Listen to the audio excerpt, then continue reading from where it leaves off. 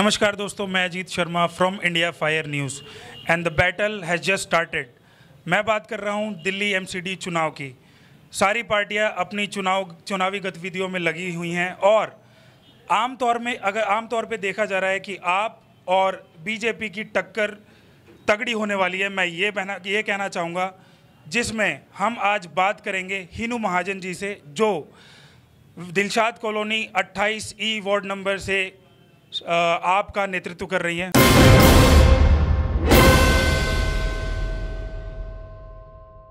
जी ma'am. मैं हीनू महाजन, professionally मैं advocate हूँ और मैं प्रत्याशी हूँ आम आदमी पार्टी से 28E से Dilshad colony. Ma'am, first question कि आप बाय प्रोफेशन एडवोकेट हैं, so what idea came into your mind कि क्या अब मुझे पॉलिटिक्स में क्यों जाना चाहिए? सर, बाय प्रोफेशनली भी मैं सोशल वर्क ही कर रही हूँ। मैं उसमें क्लाइंट्स की सेवा करती हूँ, वो गरीब हो या अमीर हो, मेरा मकसद होता है उनको न्याय दिलाना। सिमिलरली मेरे इस कॉलोनी के अंदर ऐसी बहुत सी चीज़ें हैं जो अन्याय हो रहा है और अन्याय कोई और नहीं, हमारे यहाँ के नेता ही कर रहे हैं। तो उसको दूर करने के लिए, ख़त्म करने के लिए मैं इस चुनाव के मैदान पर उतरी हूँ। अभी फ़िलहाल बीजेपी एमसीडी की चुनावी सत्ता में आगे है और पिछले 5 साल से रन कर रही है, तो क्या लगता है कि आप क्या ऐसे महत्वपूर्ण कदम ले रही है जो जनता शायद उस पर विश्वास कर सके? जनता मुझे ज़रूर चुनेगी, क्योंकि मैं एक सोशल वर्कर हूं, जबकि अदर कैंडिडेट्स जो है वो सोशल वर्कर नहीं हैं और वो केवल अपने हस्बैंड के नाम से पहचान जाते हैं और उनका फंडामेंटल जो बेस है वो गलत है। द रीज़न इज़, आपकी बीजेपी में भी और कांग्रेस में भी बहुत सारी महिलाएं थी, मगर उनको टिकट ना देकर केवल एक मैन को टिकट दिया, as it is a ladies seat, तो उनकी वाइफ को आगे कर दिया। तो देखा जाए तो इसमें कोई लड़ाई है ही नहीं, केवल मैं ही एक ऐसी जो हूँ कैंडिडेट हूँ जो कि पार्टी से जुड़ी हुई हूँ। क्या लगता है कि जनता के दिमाग में अगर वोट देने जा रहे हैं तो क्या क्वेश्चंस उसके दिमाग में आने चाहिए कि अगर ये ऐसा करेंगे तो शायद हम इनके साथ रहना चाहेंगे? सर देखिए, हमारे यहाँ पे पिछले 10 साल से बीजेपी है, जहाँ जिनका नाम जो कैंडिडेट है यहाँ से अभी हैं sitting candidate, that is Ram Narayan Dubey. इन्होंने 10 साल से हमारे एरिया में कोई काम नहीं किया। आप हमारे एरिया के हर एक गली में घुस जाइए, आपको केवल कचरा मिलेगा और कचरे से हुई बीमारियाँ मिलेंगी, जैसे चिकनगुनिया, डेंगू। यहाँ की तादाद बहुत ज़्यादा बड़ी हुई है और यहाँ पर इतने डार्क स्पॉट्स हैं कि कभी भी कोई एक दुर्घटना होने के चांसेस ज़्यादा रहते हैं। यहाँ तक कि यहाँ पर जो गड्ढे हैं, जो आपके नाले हैं, जो आपके नालियाँ हैं, उसके ऊपर ढक्कन भी नहीं है। तो यहाँ की तो स्थिति इतनी दुखद है कि मुझे तो लगता ही नहीं कहीं से भी बीजेपी इस बार आ सकती है। अभी आपने बताया कि ये प्रॉब्लम्स हैं, इन केस अगर आप जीतती हैं, आप जो है एमसीडी में आती है, तो आप क्या करेंगी इसके लिए? सर, मैं इस मोहल्ले की रिप्रेजेंटेटिव बनूंगी, तो ये मेरा दायित्व है कि मैं अपने मोहल्ले को साफ रखूं, कूड़े को संभालूं और उसको डिस्पोज ऑफ तक करूं। दूसरा, मैं चाहूँगी मेरे कोई भी एरिया, जो कोई भी गली, उसके अंदर डार्क स्पॉट ना हो, हर जगह लाइट हो। तीसरा, मैं ये चाहूँगी, ज़रूर चाहूँगी कि कोई गड्ढे पे ढक्कन ज़रूर हो, जिससे ना जाने कितनी बीमारी रुक सकती है। प्लस हमारे यहाँ डॉग स्ट्रीट्स की प्रॉब्लम है और हमारे यहाँ ऐसी बहुत सारी दिक्कत है, जो कि जैसे कि हमारे यहाँ पे डिस्पेंसरी है। आज की डिस्पेंसरी, वो डिस्पेंसरी केवल नाम की है। अभी हमारे सरकार ने मोहल्ला क्लिनिक बनाया है, जिससे लोगों को फ़ायदा हो रहा है। सिमिलरली यहाँ के जो एमसीडी के स्कूल है वो सिर्फ नाम के हैं, वहाँ बच्चे जाके बैठते हैं और कुछ नहीं करते। तो यहाँ की स्थिति बहुत ही दुखद है। 10 साल में देश को पीछे कर दिया, हमारे मोहल्ले को बहुत पीछे कर दिया है। तो मुझे तो बहुत काम करना है, हर क्षेत्र में काम करना पड़ेगा, क्योंकि काम कुछ हुआ ही नहीं। ओके, इस प्रचार में एक नई बात सुनने को आई कि अगर आपकी पार्टी जीती है तो हाउस टैक्स जो है वो माफ़ कर दिया जाएगा दिल्ली में। बिल्कुल सही बात है, क्योंकि एमसीडी के अंदर, एमसीडी एक्ट के अंदर प्रोविज़न है जिसके अंदर हम हाउस टैक्स को माफ़ कर सकते हैं। दिल्ली में हो सकता है? हाँ, ये प्रोविज़न है। ओके, आप इसके अंदर कैसे कंसेशन दे सकते हैं हाउस टैक्स का? जी। जो मेन प्रॉब्लम है दिल्ली की वो है pollution, water supply and electricity somewhere. So इसमें क्या एक कोई नए नियम लागू करेंगे इन केस अगर आप लोगों की सरकार आती है? सर बिल्कुल करेंगे। पहले हमारे यहाँ कम से कम 10 साल पहले इतना तो था कि अगर कोई गाड़ी लगा के चले जाए तो उस गाड़ी को उठा लिया जाता था, और अब तो ये समस्या भी एक समस्या बन गई है। आपके यहाँ 10 गाड़ियाँ लगी रहे तब भी कोई अब उसकी गाड़ी को हटाने के लिए कोई नहीं आता।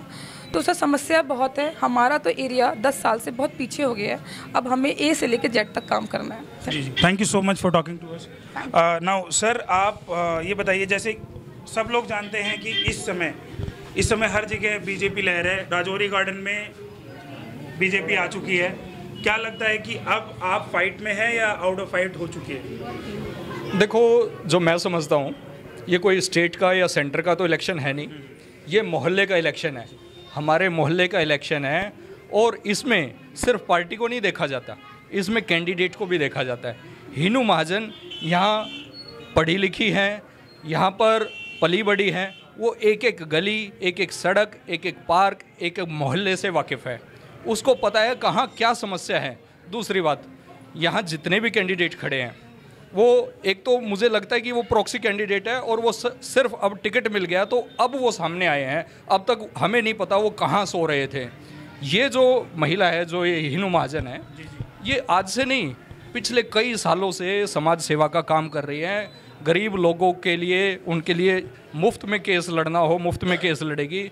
वृद्धों की पेंशन कराने के लिए उनके घर जाके, विधवाओं की पेंशन करा के लिए उनके फॉर्म भरने के लिए उनके घर जाके फॉर्म भरे हैं। तो जो यहाँ का समाज है वो इस चीज़ को रिकॉग्नाइज कर रहा है और उन्हें आज के टाइम हीनू महाजन के अलावा और कोई विकल्प नज़र भी नहीं आ रहा। और ये इस एरिया का सौभाग्य होगा अगर हीनू महाजन यहाँ से चुनी गई, क्योंकि जो बाकी कैंडिडेट है उनकी क्वालिफिकेशंस तक का नहीं पता, पढ़ी लिखी हैं वो नहीं पढ़ी है, अनपढ़ है, अंगूठा साफ है, कुछ नहीं पता हमें। ये एडवोकेट बाय प्रोफेशन है। यहाँ जितने भी कैंडिडेट हैं उन सब में सबसे ज़्यादा सुशिक्षित लेडी यही है। अभी कुछ दिन पहले आपको शायद ये प्रॉब्लम पता लगा कि एमसीडी के जो स्कूल्स हैं, जो वहाँ पे टीचर हैं, उनकी सैलरी 3-3, 4-4 महीने की सैलरी अभी होल्ड पे है, वो आई नहीं है। तो क्या लगता है what is the next step? देखो जी, जो हमें पता चला है, दिल्ली गवर्नमेंट ने पिछले सालों के मुकाबले एमसीडी को ज़्यादा पैसा दिया है। उसके बाद भी अगर वो सैलरी होल्ड पे है तो ये एमसीडी में भ्रष्टाचार व्याप्त है, इसके अलावा कुछ नहीं है।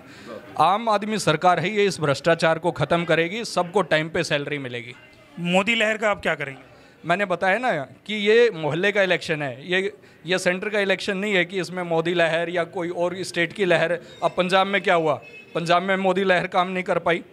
इसी तरह कुछ एरिया होते हैं जहाँ पर मोदी लहर काम नहीं कर पाएगी। यहाँ आम आदमी सरकार ने कुछ अच्छे काम किए हैं, बिजली के दाम नहीं बढ़ने दिए बल्कि आधे कर दिए, बिजली जो पानी था 20,000 लीटर पानी फ्री कर दिया, अब हाउस टैक्स भी वो माफ़ करेंगे। इन्होंने जो वादे किए हैं वो पूरे किए हैं, चाहे जो मर्जी भ्रम फैलाते रहे, यहाँ की जनता भ्रम में आने वाली नहीं है। यहाँ अगर चुनेंगे तो सिर्फ हीनू महाजन को चुनेंगे क्योंकि वो यहाँ की कैंडिडेट है, बाकी हमें लगता है कि वो आउटसाइडर है।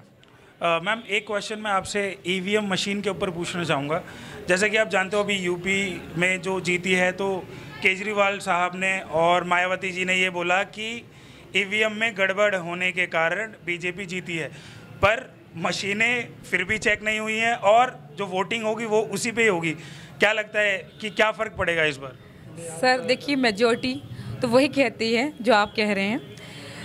हर मोहल्ले में जब मैं जाती हूँ तो वो यही कहते हैं कि हम तो झाड़ू का वोट लगाते हैं, लेकिन ये वोट कहाँ चला गया। अब इससे ज़्यादा मैं क्या कहूँ। ओके, तो दोस्तों, आप देख सकते हैं कि आप में लोग विश्वास कर रहे हैं और हम लोगों की राय ये होनी चाहिए। जनता ये सोचती है कि पार्टी कोई भी हो, बट जो आए वो शायद हमारे लिए कुछ काम करे और खुद को सुखी ना रखे, दूसरों के बारे में सोचे। और अगर कोई ऐसा करता है तो वो दिल्ली एमसीडी के चुनाव जीतने के लायक है और इस पे राज करने के लायक भी है। इस न्यूज़ से बने रहिए इंडिया फायर के साथ। मैं Ajit Sharma, thank you so much.